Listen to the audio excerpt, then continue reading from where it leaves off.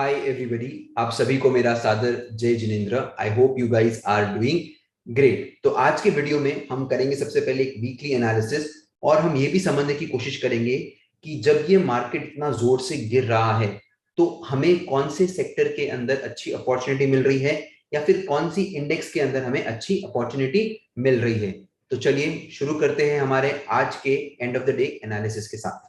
So guys, this is the chart of Nifty on a daily time frame. जैसा कि आप देख सकते हो इस चार्ट के अंदर निफ्टी बार बार अपना स्विंग लो तोड़ रहा है। ठीक है, इसका मतलब ये गारंटी है कि ये निफ्टी अभी एक वीक ट्रेंड में है। उसी तरह let us also have a look at bank Nifty.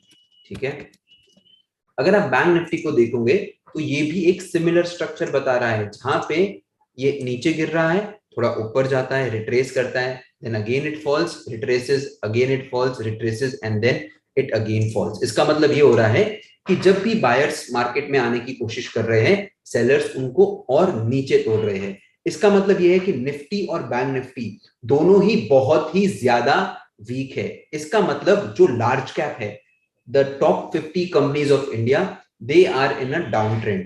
ठीक है, हमें ये समझ में आ गया है।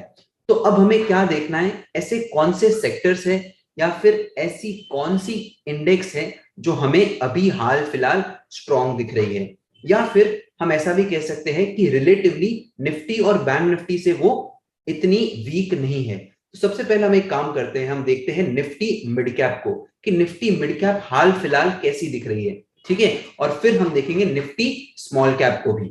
सो गाइज, ये है chart Nifty small cap index का on a daily time frame.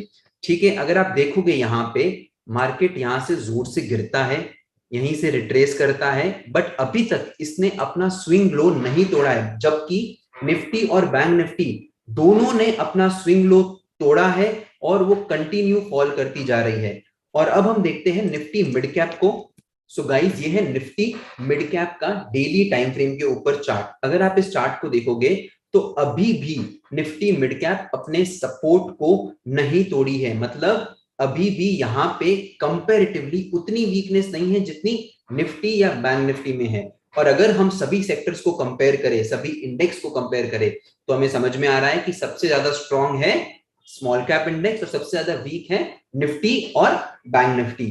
अब इसमें क्वेश्चन एक आता है कि अगर हमें खरीदी करनी हो तो हमें कहां करनी चाहिए। देखिए, आपको जब भी बाइंग करनी है, अगर आप एक अग्रेसिव ट्रेडर हो या अग्रेसिव इन्वेस्टर हो, तो आप अपने शॉर्ट टर्म इन्वेस्टमेंट्स को इस स्विंग हाई के ऊपर इनिशिएट करना शुरू कर सकते हो।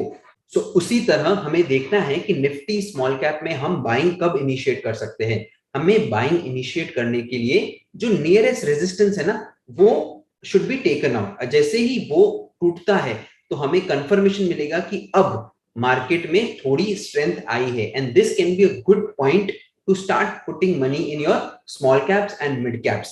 ठीक है, तो अभी हमने ये समझा कि कैसे हम रिलेटिव स्ट्रेंथ का कॉन्सेप्ट यूज करके, ये समझ के कि अगर दो इंडेक्स है, अगर एक ज्यादा वीक है और दूसरी कम वीक है, तो कैसे हम कम वीक इंडेक्स में अपना पैसा डिप्लॉय कर सकते हैं गोइंग अहेड। ठीक है, तो आप अगर एक स्विंग ट्रेडर हो, एक पोजिशनल ट्रेडर हो, तो आपको ध्यान रखना चाहिए स्मॉल कैप और मिड कैप में। अब नेक्स्ट क्वेश्चन जो आपको आना चाहिए वो बहुत सिंपल है कि हम क्यों स्मॉल कैप, मिड कैप और निफ्टी को कंपेयर कर रहे हैं।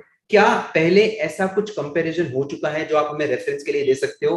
तो अब हम एक काम करते हैं, हम जाके देखते हैं निफ्टी के पुराने चार्ट को, जहां पे निफ्टी स्ट्रांग थी, और हम देखते हैं तब स्मॉल कैप और मिड कैप की हालत क्या थी। ठीक है, तो अब मैं ट्रेडिंग व्यू का एक फीचर यूज करूंगा जहां पे मैं दोनों स्क्रीन एक साथ देख सकता हूं।